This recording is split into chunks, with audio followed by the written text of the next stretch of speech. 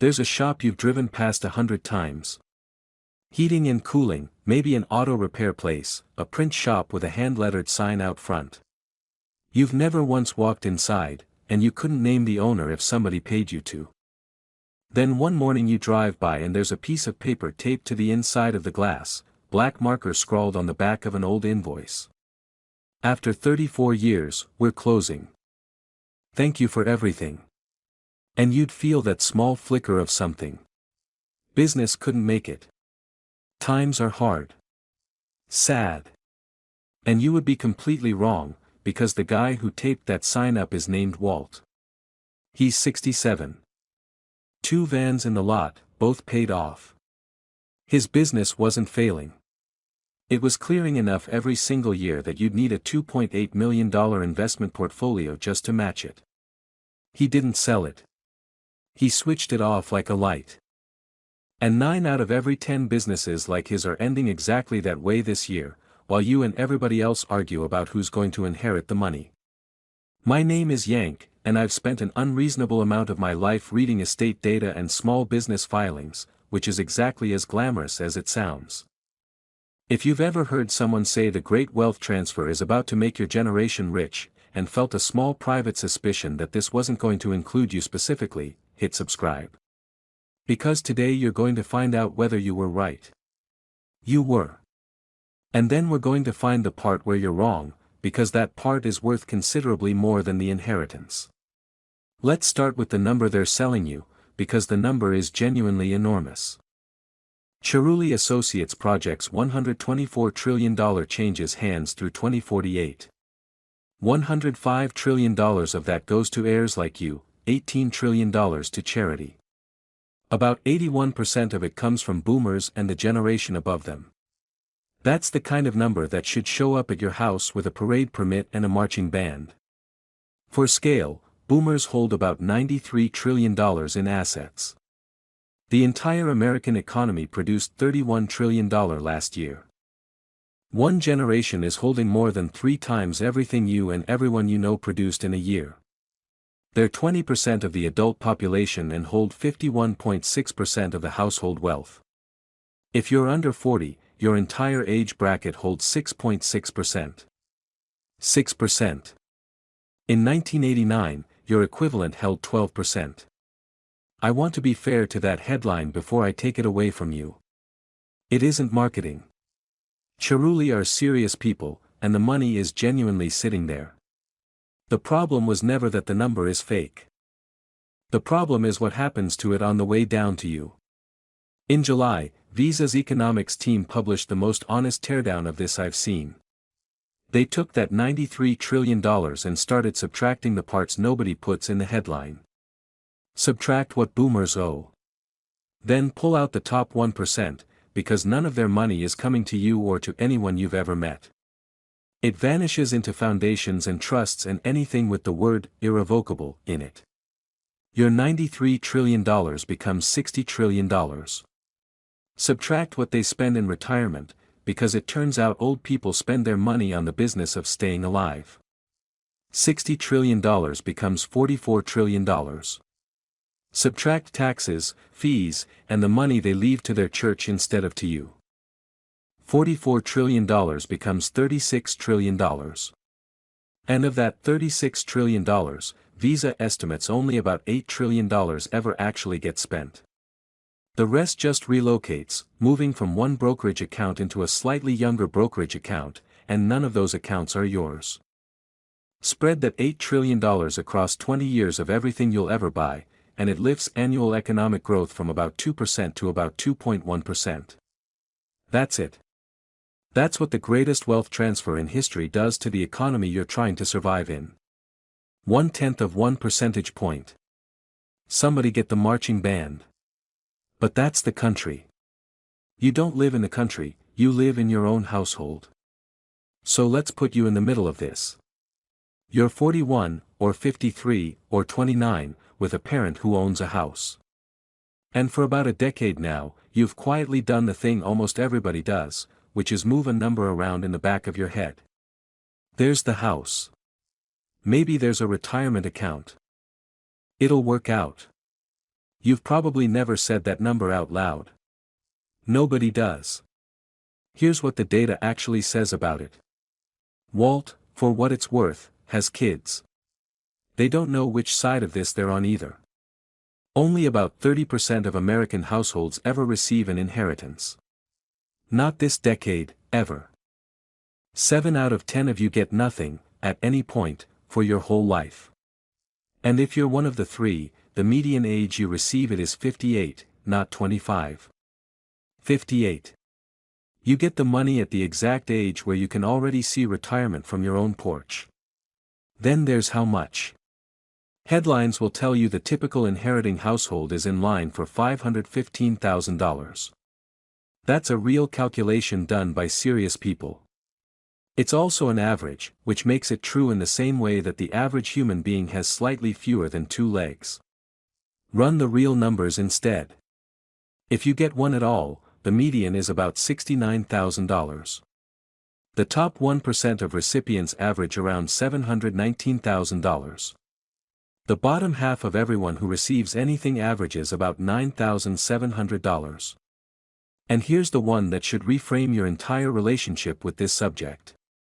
Of the $44 trillion projected to reach heirs, households already sitting in the 90th to 99th percentile take about $34 trillion of it, 77%. If you're in the bottom half, your entire half of the population splits about $500 billion between you. That's 1.2%. Roughly 75% of everybody who inherits anything is already in the top 10% of net worth, which statistically is not you. This isn't a lottery you might win. It's a hereditary system with excellent public relations. Now, I can hear the reasonable objection. Fine, Yank, but there's a house in my family that's owned outright, so surely I'm on the good side of that math. Let me walk you through everything standing between you and it. Long-term care first, and this is the one you have genuinely never run the numbers on. A private room in a nursing home runs a national median of $355 a day. That's $129,000 a year, coming straight out of the number you've been carrying around in your head. A semi-private room runs about $115,000 a year. Assisted living runs $74,400 a year. And Medicare does not cover long-term custodial care. Medicaid only covers it once the assets are essentially gone. Walt has a house too, and 2 paid-off vans, and a number he never told his own children. So the house you've been quietly counting on has a second bidder, and that bidder is a facility with a hummingbird feeder outside the window and a very patient billing department.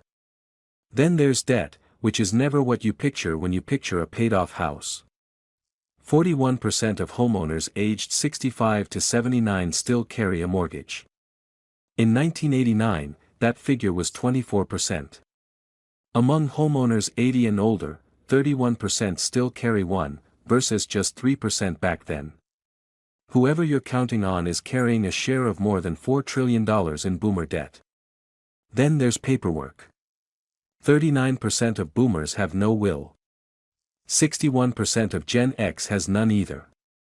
So a real slice of your eventual money gets allocated by a probate judge, and by siblings who haven't spoken since a wedding back in 2009. And then the delay nobody warns you about.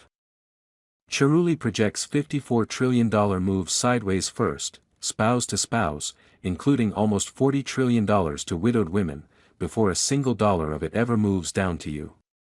If there are still 2 names on the deed, your clock hasn't even started yet. So if you're 29 and you're doing inheritance math in your head, you may want to plan for that math to resolve somewhere around your 60th birthday. You're already figuring this out, by the way. The share of Americans expecting an inheritance just fell to 20%, down from 25%. Expectations are correcting quietly, and a little sadly. So that's the check. Your check isn't coming. Now let me show you what is, because this is the part nobody is telling you, and it's better than the check. When the wealthiest generation in history exits, they don't just hand over assets. They vacate positions. They stop working. They stop running the businesses you buy from. They stop owning the things you drive past. And here's the thing about a vacated position, it does not care who your parents were. Meet Miles. He's 29, and for 6 years he's worked for Walt out of one of those 2 paid-off vans. If you're under 35, he's the closest thing in this video to you. In the last 2 years, without switching jobs, without negotiating, without doing anything except continuing to show up, his pay has climbed in a way that would have been science fiction for his older brother at the same age, and probably for yours. In the Bureau of Labor Statistics numbers released this past May, mean annual pay for electricians went from about $62,000 to over $71,000. Plumbers went from about $63,000 to over $72,000. $9,000 raises in a single year. If you work with your hands, that's your number now, not just his. And that's not a personal story, it's a demographic one, and you're standing inside it. 2025 was what demographers call peak 65. A record 4.18 million Americans turned 65, 11,400 a day. A mid-sized town's worth of people clocking out permanently every single morning, before you'd even finished your coffee. Every one of them was competing with you for something. Retirement now accounts for roughly 48.6 million people sitting outside the labor force you compete inside of. About 1.7 million people retire every year, which means employers have to hire around 142,000 people a month just to stand still. They are going to need you more than you need them, and on some level they already know it. Most of the job growth you've been hearing celebrated on the news has really just been the economy running up a down escalator. Then it gets stranger.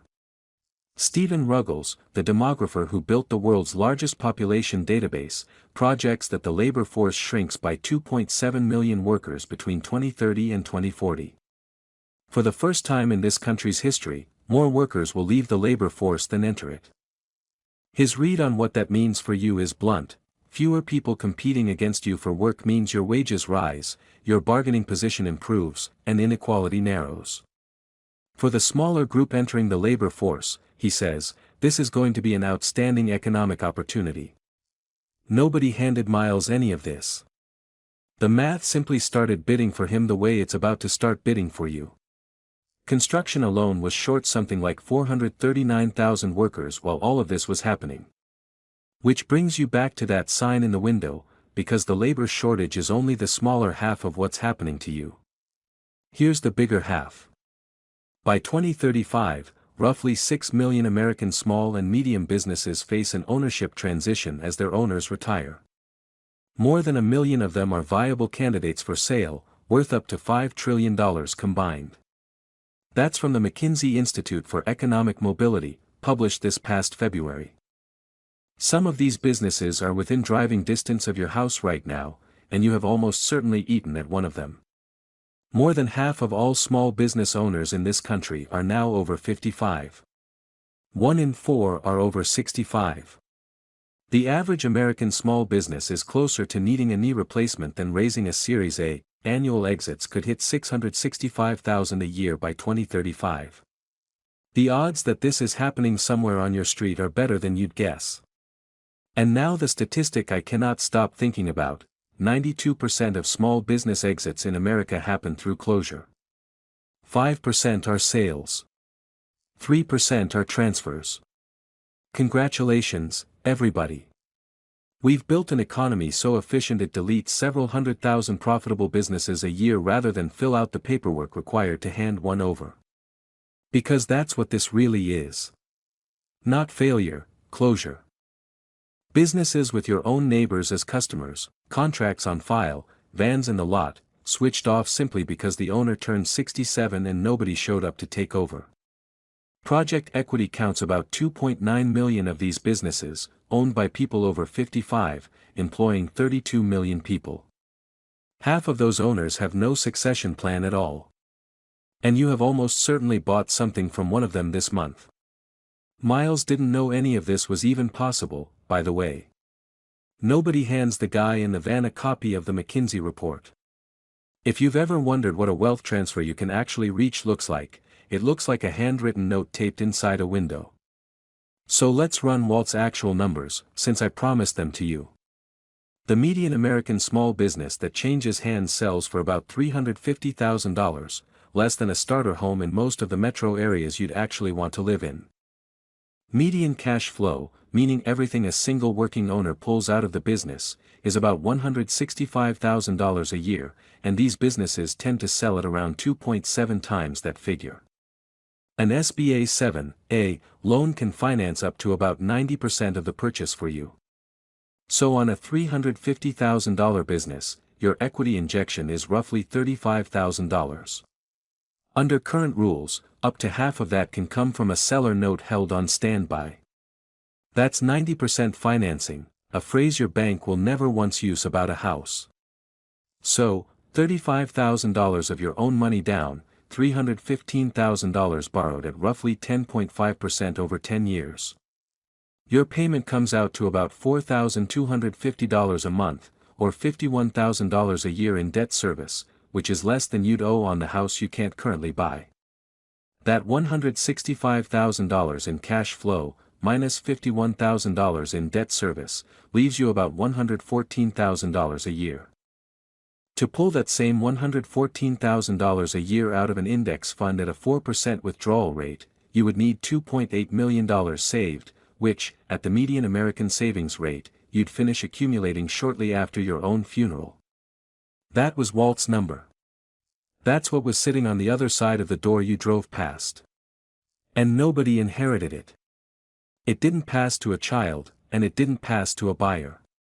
It simply stopped existing on a Friday afternoon while you were at work, and the value walked out the door with the last set of keys. That's what 92% looks like from the inside. So if you're sitting there right now feeling dealt out of this, like the wealth transfer is a party happening in a house you don't have the address for, I need you to hear the actual shape of it. You didn't fail to inherit. You were sold a story that told you to wait, and waiting was the only losing move available. That's not a character flaw. That's a marketing budget. Tell me in the comments which version of this you're closest to, the person watching a Walt in their own town, or the person who already knows exactly which shop they'd walk into. Now, I'd be doing you real damage if I stopped there, because I can hear a browser tab opening already. You might be thinking, so I buy a laundromat with 35 grand and retire. Here's the brutal version. An SBA loan carries a personal guarantee from anyone owning 20% or more of the business. If your working capital runs short, that stops being a business problem and becomes a your house problem.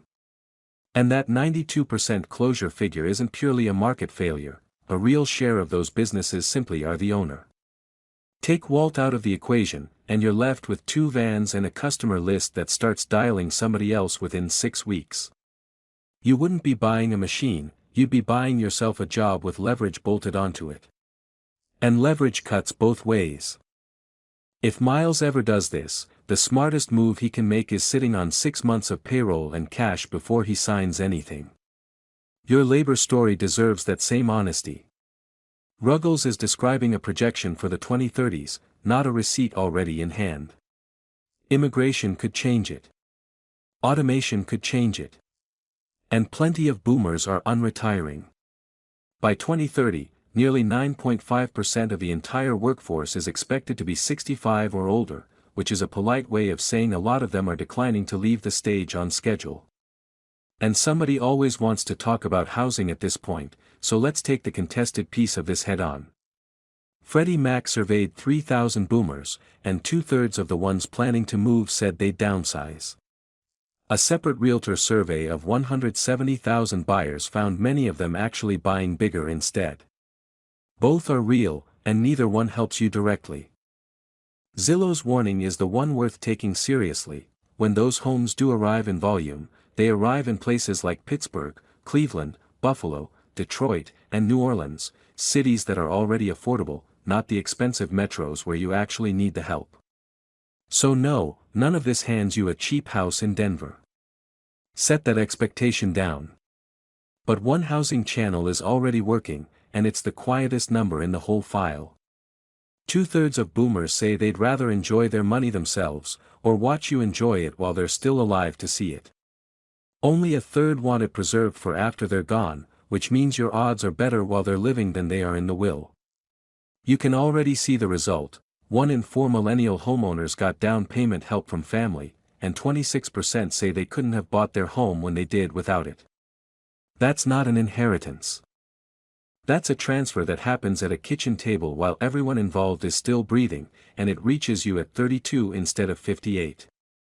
That conversation, with whoever you'd need to have it with, is worth more to you than the will ever will be. Which brings me to the thing I actually wanted to tell you. The story you were sold is that a wave of money is coming, and you should position yourself to catch it. It's mostly false, and it costs you something real, because it teaches you to stand still. Underneath it is a true story nobody is telling you, and it's better for you than the false one. The richest generation in history isn't just leaving money behind, they're leaving vacancies. In the labor market, where scarcity is doing something to your wages that no negotiation of yours ever could. In ownership, where profitable businesses get switched off by the hundreds of thousands because the only qualified buyer nobody thought to ask was Miles, 6 years in, sitting in the passenger seat of the van the whole time. And at the kitchen table you've been avoiding, where help right now beats an inheritance later by about 26 years. None of it requires you to be born into the right family. All of it asks is that you're awake at the right moment. I'm not a financial advisor, and this isn't financial advice. Buying a business, taking on debt, changing trades, those carry real downside for you and deserve more scrutiny than one video from a guy who reads estate filings for fun. Talk to people who actually lose something if they're wrong about you. But I'd leave you with this, and I'd genuinely like to hear your answer in the comments. You've been asking the wrong question. It was never, what am I going to inherit? It's this, within 20 miles of where you're sitting right now, what is about to get turned off? And is anybody planning to be there when it happens? Walt's sign came down about a month later. The van sold separately. The customer list just evaporated. You could have walked in.